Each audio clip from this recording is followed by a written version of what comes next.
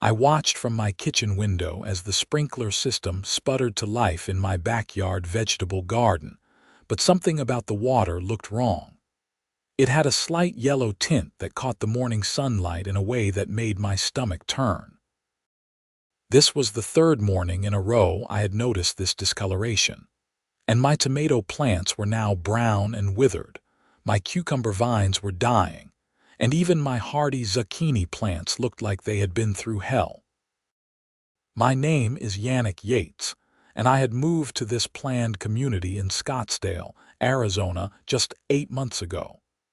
The Henderson Trails HOA had seemed reasonable enough during the home buying process. Sure, there were rules about fence heights and mailbox colors, but nothing that screamed nightmare scenario. I had been wrong. Dead wrong. The HOA president was a woman named Patricia Drummond, and she had made her feelings about vegetable gardens abundantly clear at the last monthly meeting. She stood at the podium in the community center, her highlighted blonde hair perfectly styled, her tennis bracelet catching the fluorescent lights as she gestured dramatically. "Vegetable gardens are an eyesore," she had announced. "They attract pests, they lower property values, and they do not belong in a premier community like Henderson Trails." I had raised my hand from the back of the room. "The covenants don't prohibit vegetable gardens. I checked before I planted mine." Patricia's face had turned a shade of red that matched my dying tomatoes. "Just because something isn't explicitly prohibited doesn't mean it's appropriate, Mr. Yates. Some of us have standards. That meeting had been 3 weeks ago, and now my crops were dying." I grabbed my phone and walked out to the garden, kneeling down to examine the soil. It was damp from the morning watering, but there was definitely something off about the smell.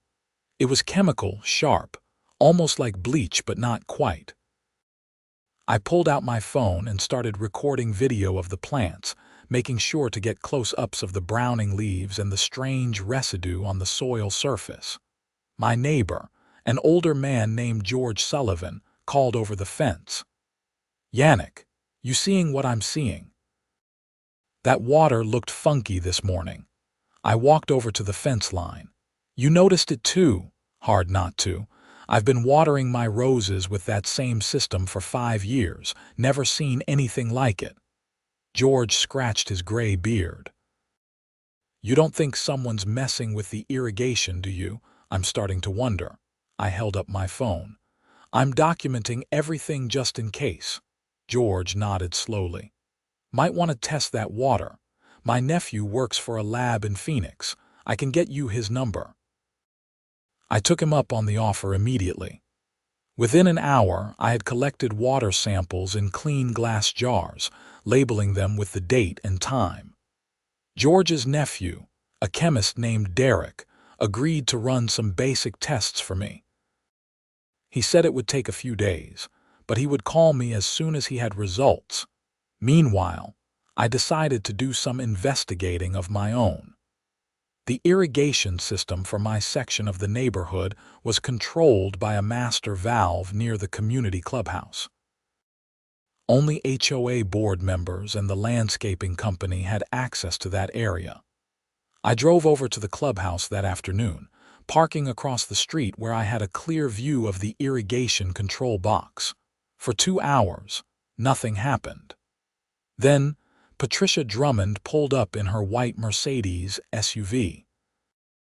She looked around the parking lot, clearly checking if anyone was watching. I slid down in my seat, keeping my phone camera aimed at her. She walked quickly to the irrigation control area, unlocked the metal box with a key from her purse, and pulled out a large plastic jug from her vehicle. My heart was pounding as I zoomed in with my camera. The jug was unmarked, but Patricia was definitely pouring something into the irrigation system's chemical injection port.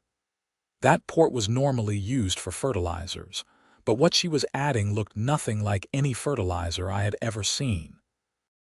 The liquid was a dark amber color, and she was being extremely careful not to get any on her hands, wearing bright yellow rubber gloves. She finished, locked the box, threw the empty jug back in her SUV, and drove away. I had gotten the entire thing on video. My hands were shaking as I checked the footage. It was clear, time-stamped, and showed everything. I called Derek immediately. "Whatever you find in those water samples, it's not natural. I just watched the HOA president pour something into the irrigation system. Are you serious?" Derek's voice rose. "Yannick, if she's poisoning your crops, that's not just a civil matter. That could be criminal. I have video evidence. Send it to me, but also you need to call the police. Like right now. And don't drink that water, don't let any pets near it, nothing." I drove home, my mind racing. This was so much bigger than I had anticipated. This wasn't just an HOA overstepping their bounds. This was deliberate destruction of property, possibly poisoning. If that chemical had gotten into the groundwater, or if a kid or pet had gotten sick, Patricia could be looking at serious charges. Back at my house, I called the Scottsdale Police Department non-emergency line. The dispatcher listened to my story and told me an officer would come by within the hour. While I waited, I backed up all my photos and videos to the cloud, emailed copies to myself, and sent them to Derek as well. Officer Ryan Martinez arrived 45 minutes later. He was a stocky man in his early 30s with a no-nonsense demeanor. I showed him my garden, the dying plants, explained about the discolored water, and then showed him the video I had taken that afternoon. Officer Martinez watched the video twice, his expression growing more serious each time. "Mr. Yates, I'm going to need those water samples you mentioned. This needs to go to our lab. What you're describing could be criminal mischief at minimum, but depending on what chemical she used, we could be looking at much more serious charges. I gave some samples to a private lab already, but I can collect more right now. Please do. I also need you to not irrigate anything else until we can test the system, and I need all the footage you have." He paused. "Has the HOA president made any threats toward you?" "Not direct threats, but she made it very clear at the last meeting that she wanted my vegetable garden gone. My neighbor George Sullivan was there. He can confirm." Officer Martinez took detailed notes, photographed my garden from multiple angles, and helped me collect fresh water samples directly from my irrigation line. He sealed them in evidence bags and gave me a case number. "We'll be in touch. In the meantime, if you see her or any other HOA board members tampering with anything, call 911 immediately." After he left, I sat on my back porch and stared at the garden I had spent months building. The raised beds I had constructed myself, the trellises I had installed for the climbing plants, the drip irrigation I had carefully laid out to conserve water in the Arizona heat. All of it was dying because Patricia Drummond didn't like the aesthetics. My phone rang. It was Derek. "Yannick, I ran preliminary tests on your samples. You're not going to believe this. There's a high concentration of a non-selective herbicide in the water. Basically, it's commercial-grade weed killer. The kind landscaping companies used to kill everything in an area before replanting. This stuff doesn't discriminate, it kills any plant it touches. Can you document all of that? Already done. I'm emailing you the lab report now. But Yannick, this concentration could make people sick if they ingested enough of it. If any of that water splashed on you while you were working in the garden, wash your clothes and shower immediately. This isn't something to mess around with." I thanked him and immediately forwarded the lab report to Officer Martinez.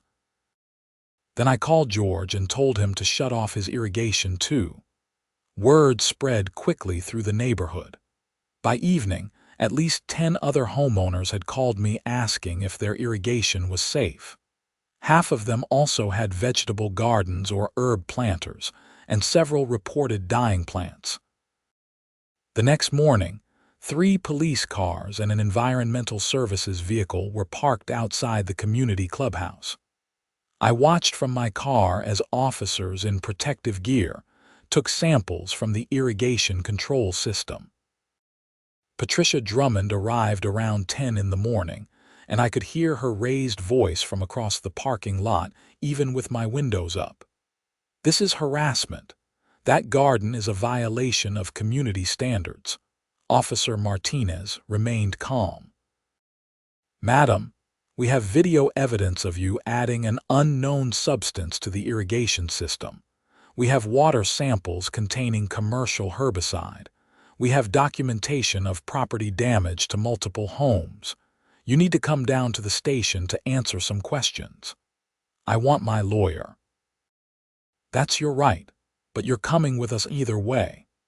I watched as Patricia was placed in the back of a police cruiser. She wasn't handcuffed yet, but the reality of her situation was clearly setting in. Her face had gone from angry red to pale white in a matter of seconds. Over the next few days, the investigation expanded. It turned out that Patricia had been ordering the herbicide through the HOA's landscaping company account, disguising it as routine supplies. The landscaping company owner, a man named Tom Richards, came forward voluntarily. He had been suspicious when Patricia started requesting chemicals that weren't on their usual service list, but she had insisted they were for spot treatment of weeds in common areas. Tom provided receipts and emails to the police. In one email, Patricia had written, "I need the strongest non-selective herbicide you can get, something that will completely kill any vegetation it touches. This is for dealing with some persistent problem areas." The police also discovered that Patricia had been specifically targeting homes with vegetable gardens. Of the 12 homes in Henderson Trails with edible gardens, all 12 had experienced crop failure in the past 3 weeks. The irrigation system was zoned, and Patricia had been careful to only contaminate the water going to those specific properties. My phone was ringing constantly with calls from other affected homeowners. A woman named Sandra Chen, who lived 3 streets over, was in tears. "I had a beautiful herb garden. Basil, rosemary, thyme, cilantro. I use them for my catering business. Everything is dead. I've lost income because I've had to buy herbs from suppliers instead." Another homeowner, Marcus Webb, was even more upset. "My kids' preschool class planted that garden with us. It was a learning project about where food comes from. Now I have to explain to a 4-year-old why someone killed all the plants on purpose." The Henderson Trails community was in chaos. An emergency HOA meeting was called, but without Patricia, who was now officially suspended from her position pending the criminal investigation. The vice president, a mild-mannered accountant named Robert Chen, was suddenly thrust into leadership. Robert stood before a packed community center, looking overwhelmed. "I want to be clear that the board as a whole had no knowledge of Patricia's actions. We are cooperating fully with the police investigation. The HOA's insurance company has been notified, and we will be working with affected homeowners to address damages." Someone shouted from the audience, "How did none of you notice she was poisoning people's gardens?" Robert wiped sweat from his forehead. Patricia handled the landscaping contracts directly. She told us she was managing routine maintenance. We had no reason to suspect anything else. I raised my hand. The real question is why vegetable gardens were such a problem in the first place. The covenants don't prohibit them. Why was Patricia so obsessed with getting rid of them? Robert sighed. She believed they impacted property values. She had been trying to get the covenants amended to ban them, but she didn't have enough board support. So instead she decided to kill them herself, someone else called out.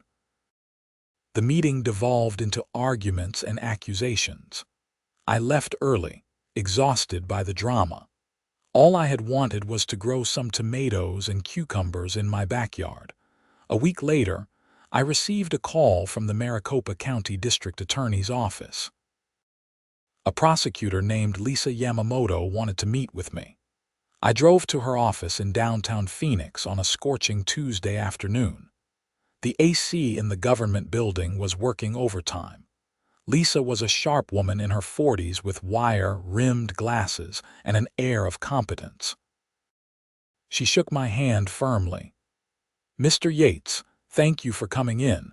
I wanted to discuss the case against Patricia Drummond personally." We sat in a small conference room.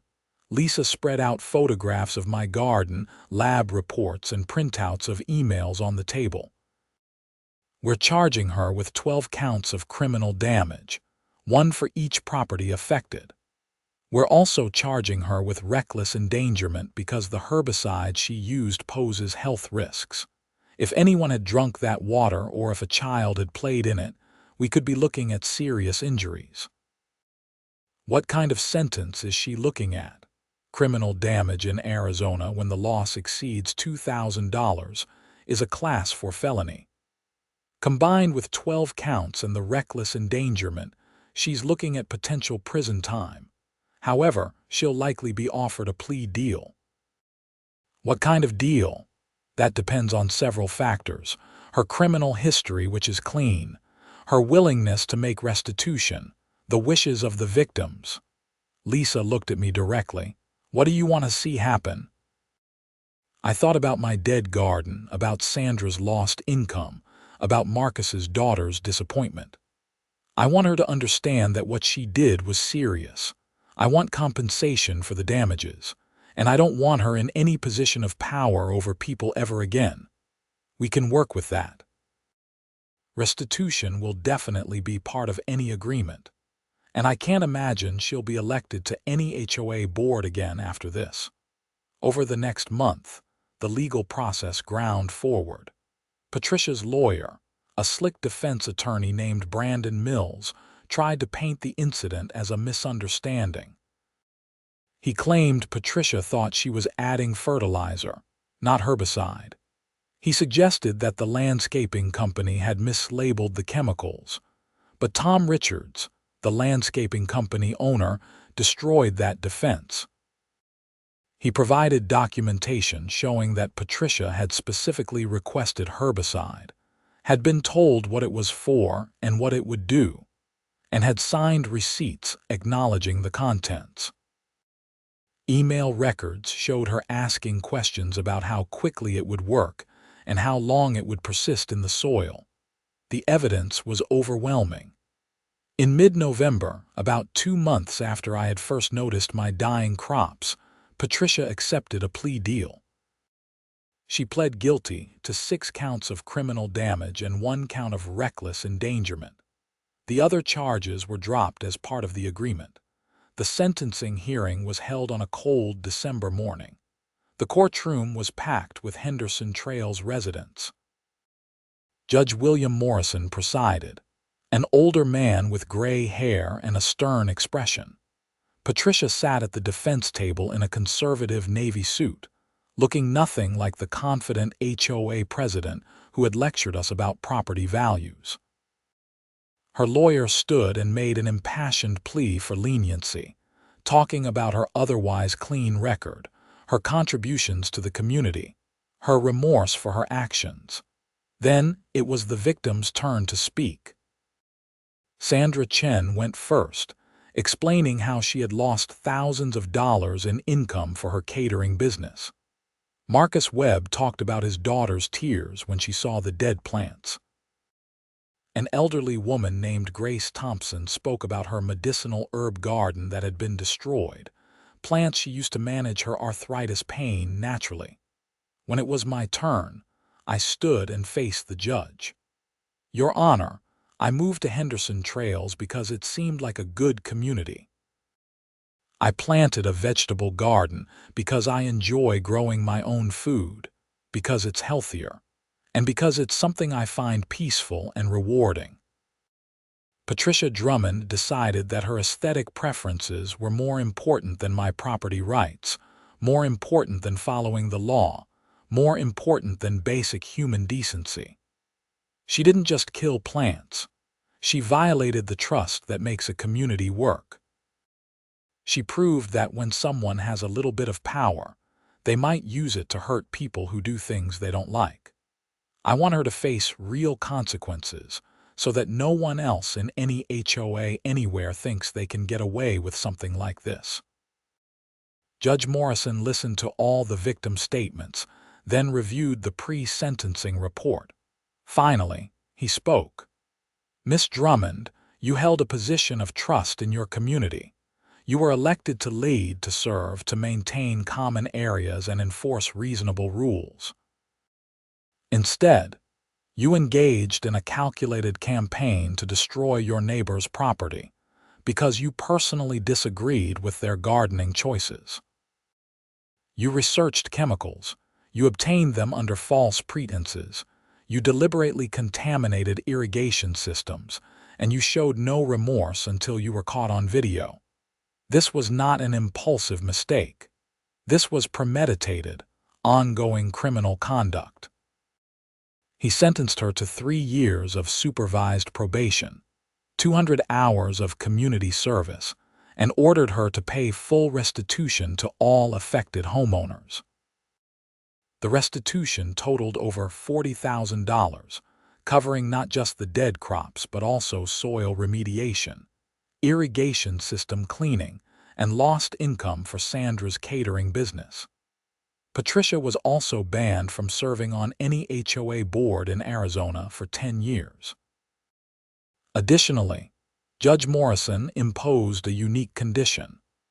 Patricia had to attend a restorative justice program where she would meet face-to-face with her victims and hear directly how her actions had impacted them.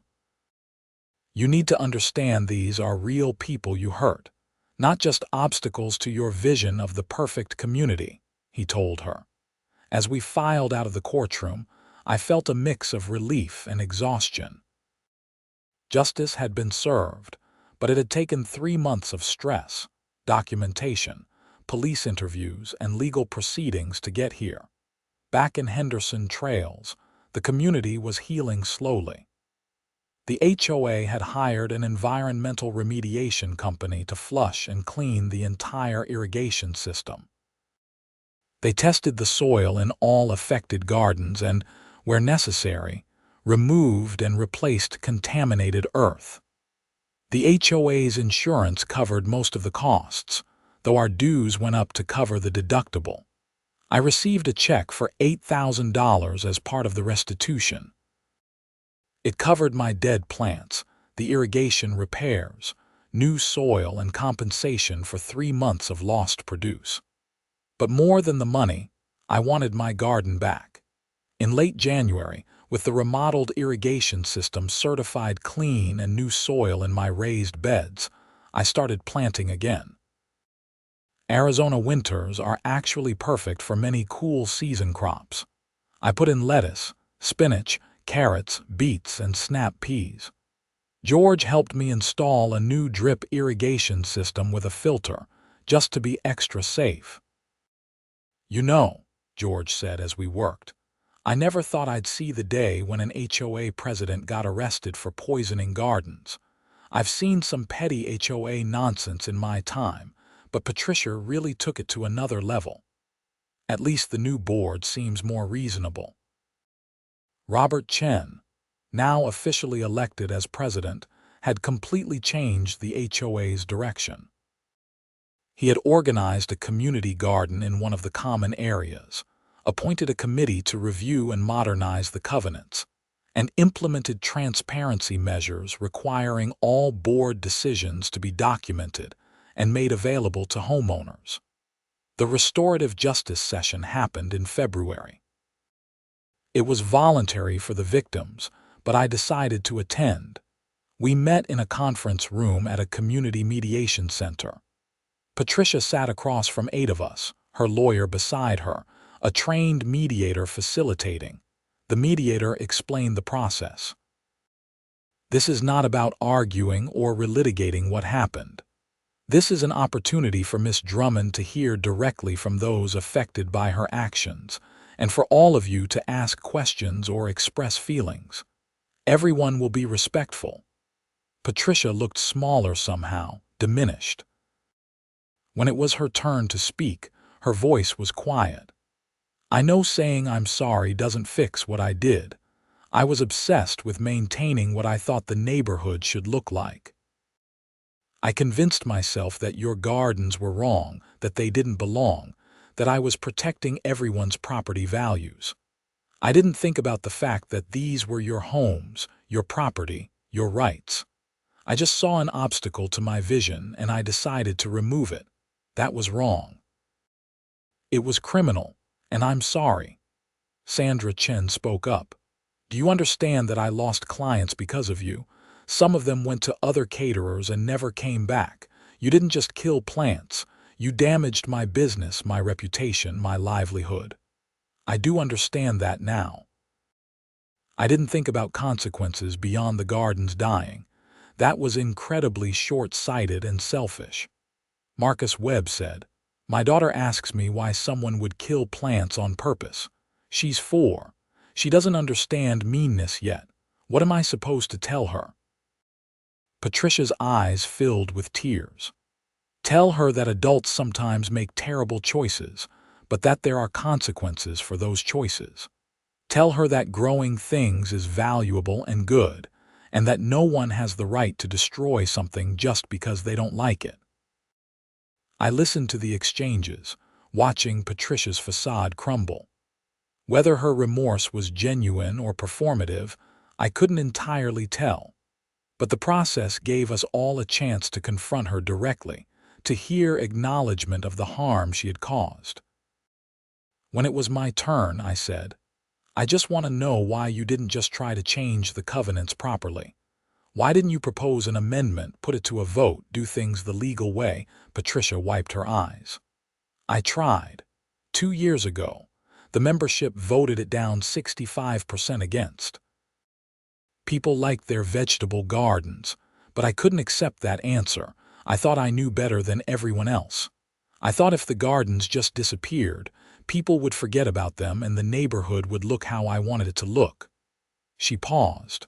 I was wrong about everything. The session lasted 2 hours. It didn't erase what had happened, but it provided some closure. As I drove home, I felt like I could finally move forward without anger consuming me every time I looked at my garden. Spring in Scottsdale brought warm days and the last comfortable weeks before the brutal summer heat arrived. My cool season crops were thriving. I harvested lettuce and spinach by the bagful. The carrots were sweet and crisp. I gave away produce to neighbors, including George, who still helped me with garden projects. One Saturday morning in March, I was out picking lettuce when a car pulled up. A woman in her 30s got out, looking uncertain. "Are you Yannick Yates?" "I am. Can I help you?" "My name is Emily Harrison. I'm a reporter with the Arizona Republic. I'm doing a story about HOA overreach and abuse of power. Your case with Patricia Drummond has gotten a lot of attention. Would you be willing to talk to me?" I hesitated. Part of me wanted to put the whole thing behind me. But another part of me thought about other homeowners in other communities, dealing with their own petty tyrants on HOA boards. If sharing my story could help someone else, maybe it was worth it. "Sure, I'll talk to you." We sat on my back patio. Emily recorded our conversation on her phone, occasionally taking notes.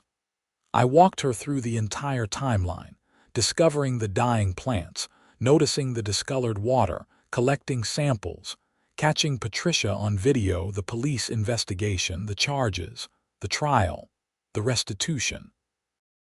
"What would you want other homeowners to know if they're dealing with something similar?" Emily asked. "Document everything. Photos, videos, dates, times. Save all emails and letters. Know your rights and what the covenants actually say, not what the HOA claims they say."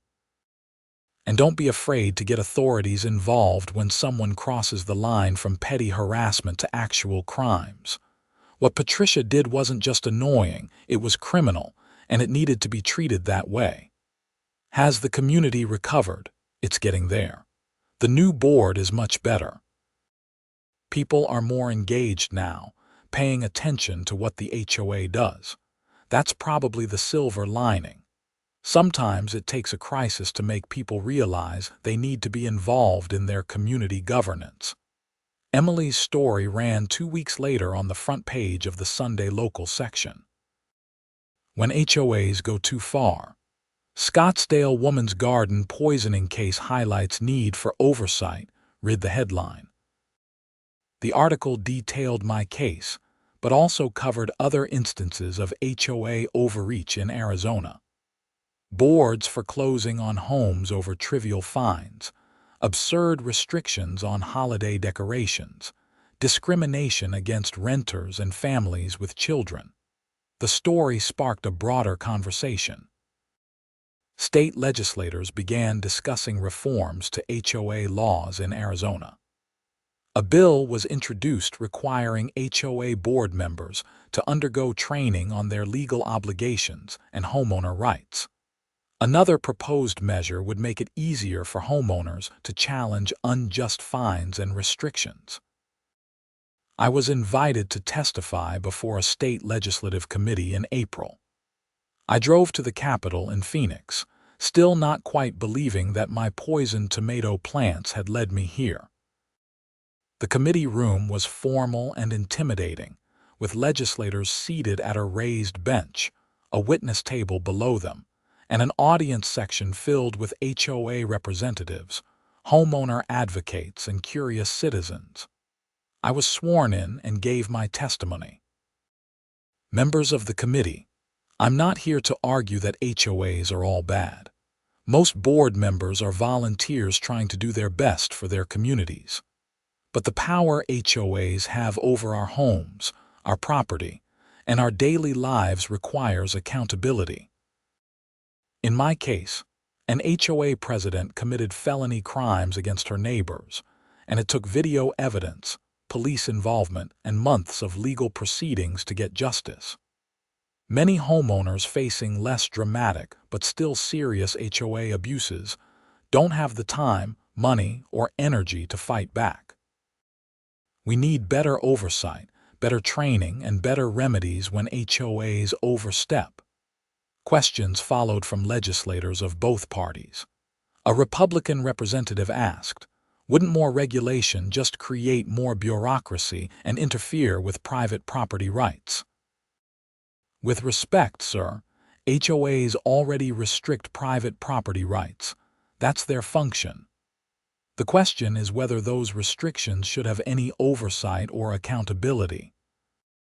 Right now, in many communities, HOA boards can fine you, put liens on your home, and make your life miserable with very little recourse. I'm just asking for basic safeguards. A Democratic representative said, "Your case involved clear criminal conduct. Do you think that's common?"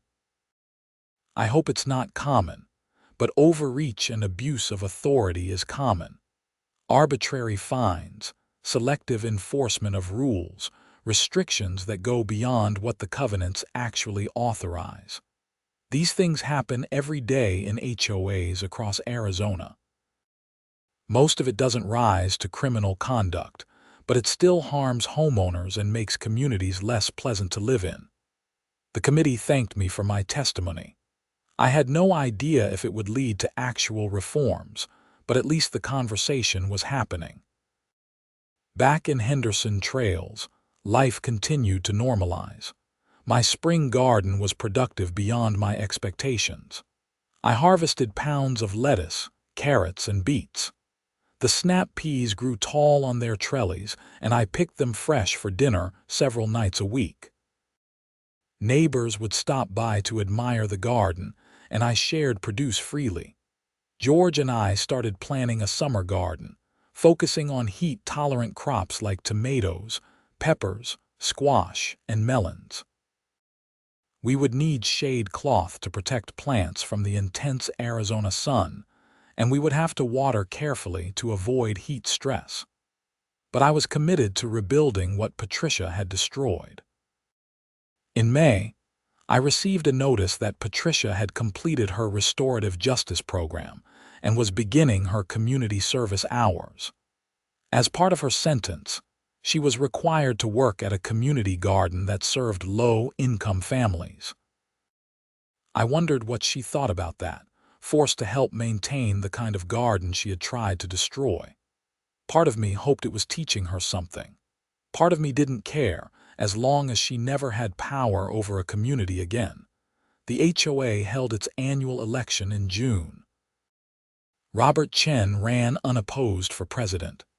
Several new board members were elected, including Sandra Chen, whose herb garden had been destroyed, and Marcus Webb, whose daughter's preschool garden project had died. The board now included people who understood firsthand what it was like to be victimized by HOA overreach. At the first meeting with the new board, they passed several reforms. An ombudsman position was created to mediate disputes between homeowners and the board. All board meetings would be recorded and posted online. Any fine over $100 would require a hearing where the homeowner could present their case. And the covenants were officially amended to explicitly allow vegetable gardens, herb gardens, and other edible landscaping. This should have always been allowed, Robert said at the meeting. What happened with Patricia was a wake-up call. We're supposed to serve the community, not rule over it. The meeting ended with applause, a rarity for HOA gatherings in my experience. Summer in Scottsdale was brutal as always. Temperatures regularly exceeded 110 degrees. My garden required shade cloth and twice daily watering, but the tomatoes were thriving, producing huge beefsteak varieties and sweet cherry tomatoes. The jalapeno and bell pepper plants were loaded with fruit. Zucchini and yellow squash produced prolifically, and I was constantly giving away the excess to neighbors. One evening in July, I was watering the garden just after sunset, trying to avoid the worst of the heat, when my phone rang. It was Lisa Yamamoto, the prosecutor. "Mr. Yates, I wanted to update you on Patricia Drummond's probation. She's completed 6 months successfully, paid all the restitution, and finished her community service hours. By all accounts, she's complying with all the terms of her sentence. That's good, I guess. Has she stayed away from the neighborhood? She's actually not living in Henderson Trails anymore. She sold her home and moved to Tucson. I think the situation became untenable for her here." I wasn't surprised. The article in the Arizona Republic had made her notorious.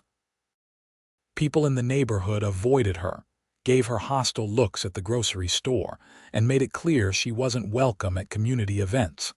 Sometimes social consequences are as powerful as legal ones. "You think she learned anything from this?" I asked. "I hope so." The restorative justice program is designed to create real change, not just punishment. But honestly, Mr. Yates, some people learn and grow from their mistakes, and others just learn not to get caught. Time will tell which category she falls into. After hanging up, I stood in my garden as the last light faded from the sky. The plants around me represented months of work, thousands of dollars of remediation and replacement, and a lengthy legal battle. But they also represented resilience, recovery, and the simple right to use my property as I saw fit within reasonable bounds. In August, the Arizona legislature passed a modified version of the HOA reform bill. It required board member training, created an expedited dispute resolution process, and imposed stricter penalties for board members who violated their fiduciary duties.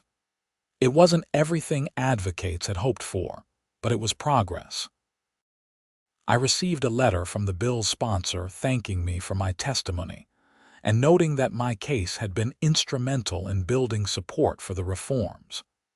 Your willingness to speak out about your experience helped legislators understand the real-world impact of HOA abuses, the letter read.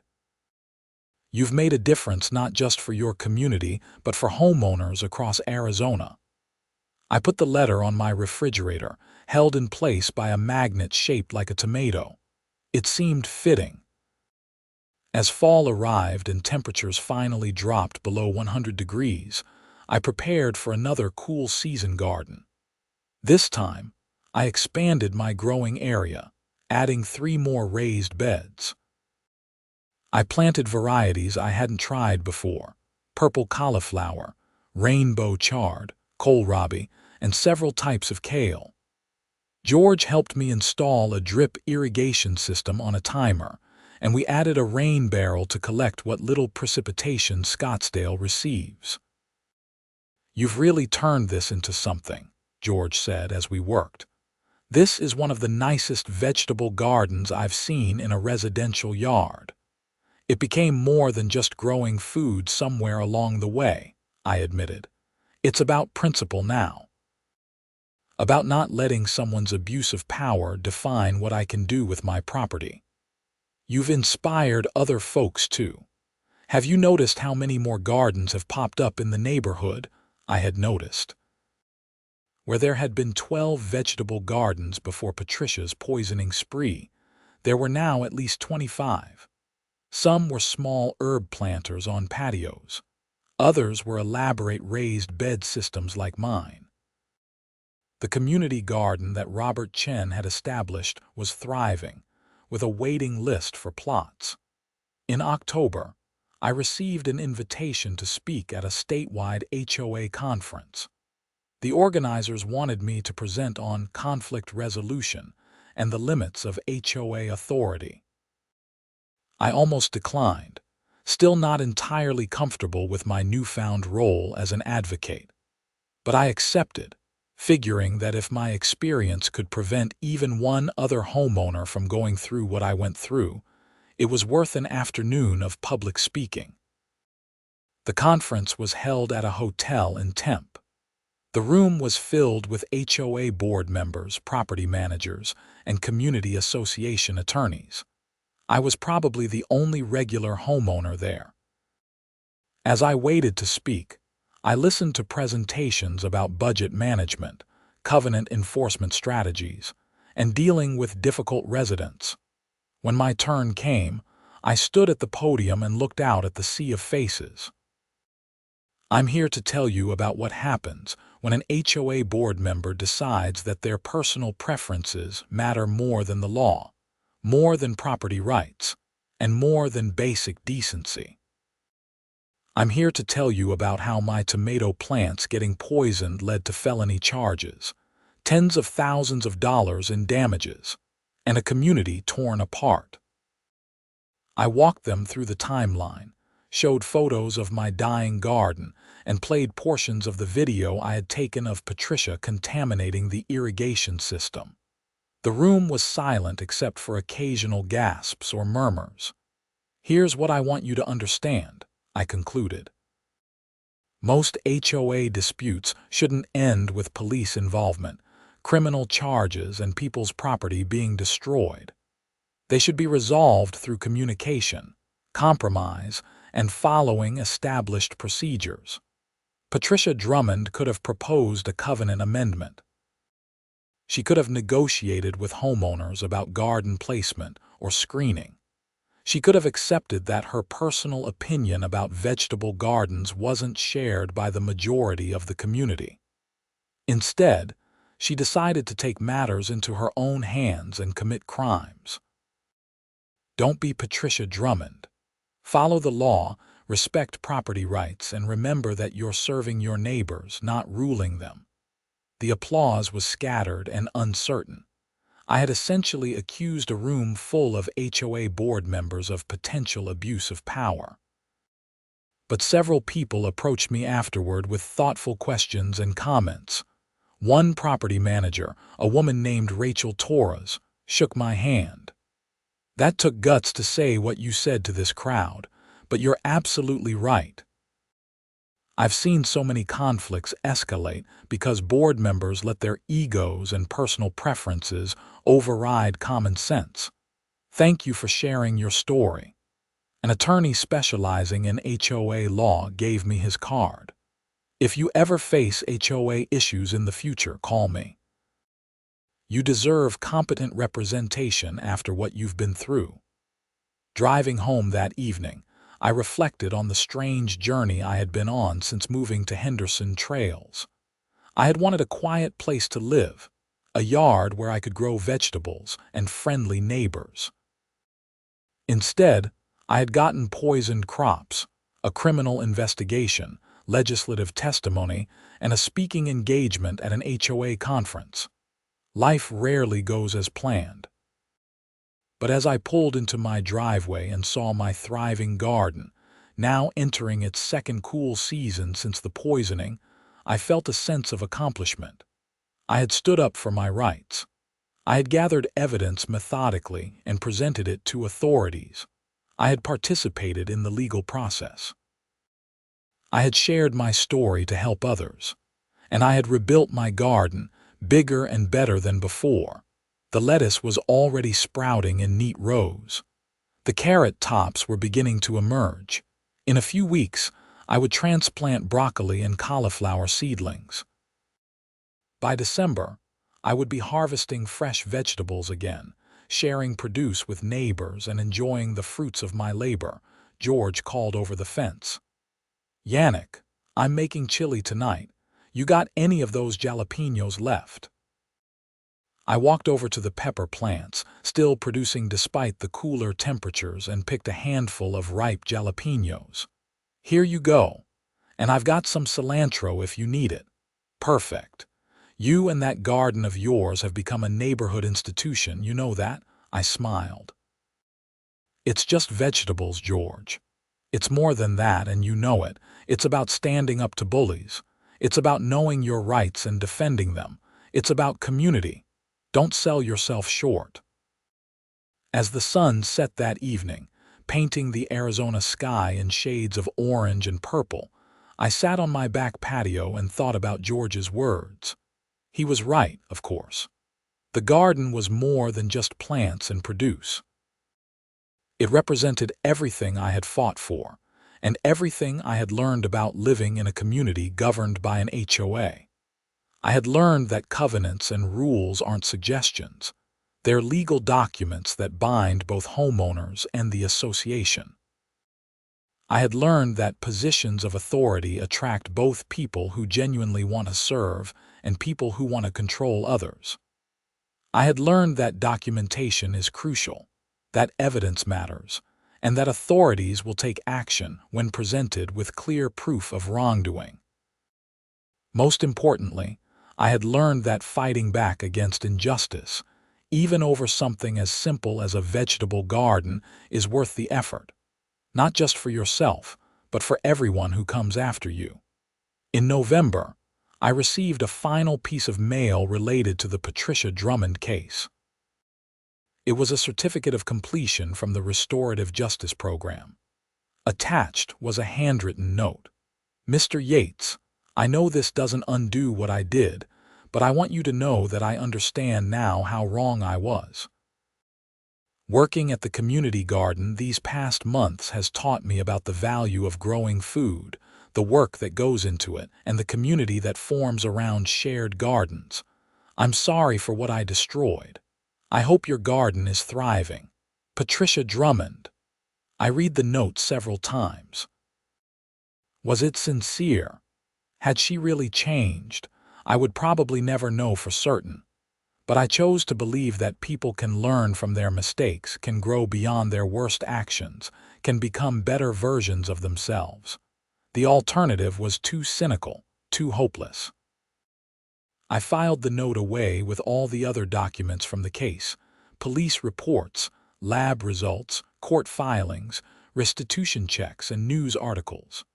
Someday, I might look back at this collection and marvel at how far things had gone over vegetable gardens. But for now, I was ready to move forward. December in Scottsdale was perfect gardening weather. Cool mornings, mild afternoons, and plenty of sunshine. My cool season crops were at their peak. I harvested broccoli crowns the size of dinner plates, cauliflower heads dense and white, kale leaves dark and nutritious. The lettuce beds needed constant picking to keep up with production. The Henderson Trails community celebrated the holidays with decorations and parties. The HOA board, now under reasonable leadership, organized a neighborhood potluck. I brought a massive salad made entirely from vegetables from my garden. Sandra Chen made her famous herb roasted chicken using herbs from her replanted garden. Marcus Webb's daughter proudly carried a plate of carrot sticks, telling everyone they came from her family's garden. Robert Chen made a brief speech at the potluck. This year has been challenging for our community. We faced a crisis that could have torn us apart, but instead we came together. We supported each other. We reformed our systems. And we proved that Henderson Trails is stronger than one person's bad choices. Here's to a better year ahead. Everyone raised their glasses. I looked around at my neighbors, at the community that had rallied together, and felt genuinely grateful to be part of it. As the year drew to a close, I took stock of everything that had happened. In January, I had been a new homeowner excited about my first vegetable garden. By March, my crops were dying from deliberate poisoning. By summer, criminal charges had been filed and reforms had been enacted. By fall, I was speaking at conferences and testifying before legislators. And now, in December, I had a thriving garden, a strong community, and the knowledge that justice had been served. The final hearing for Patricia's probation was scheduled for the following February. If she successfully completed the remaining months without violations, her probation would be concluded. She would still have the felony convictions on her record, still be banned from serving on HOA boards, but she would be finished with court supervision. I didn't plan to attend that hearing. My part in the story was over. I had caught her poisoning my crops, preserved the evidence, worked with police and prosecutors, participated in the restorative justice process, and moved on with my life. Whether Patricia successfully completed probation or violated its terms was no longer my concern. Instead, I spent those December days planning my spring garden. I sketched layouts for the raised beds, researched heirloom tomato varieties, and ordered seeds from catalogs.